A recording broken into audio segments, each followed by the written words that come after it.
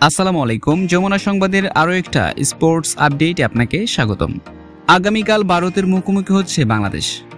এদিকে বৈরী আবহাওয়ার কারণে যুক্তরাষ্ট্রের বিপক্ষে প্রথম প্রস্তুতি ম্যাচ খেলতে পারেনি টাইগাররা। তাই টি-20 বিশ্বকাপের আগে দ্বিতীয় ম্যাচে ভারতের মুখোমুখি হবে বাংলাদেশ।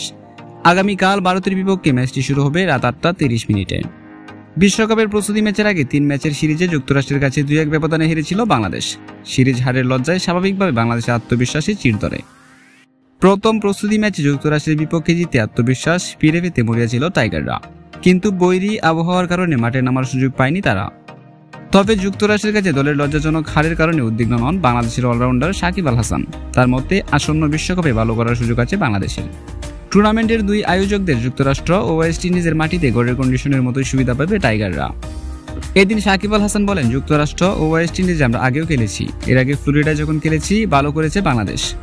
ওয়েস্ট ইন্ডিজে আমরা সব ধরনের সুবিধাই পাই, কারণ উইকেটটা অনেকটাই আমাদের মতনই। আমি আশা করছি দুই জায়গাতেই আমরা সুবিধা পাবো। এদিকে দলের সেরা তারকা বিরাট কোহলিকে ছাড়াই নিজেদের একমাত্র প্রস্তুতি ম্যাচ খেলবে ভারত।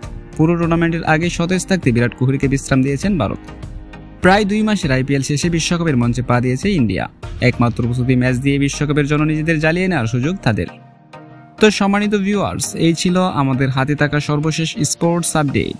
প্রতিনিয়ত ক্রিকেট সম্পর্কে জানতে অবশ্যই আমাদের সঙ্গেই থাকুন। ধন্যবাদ।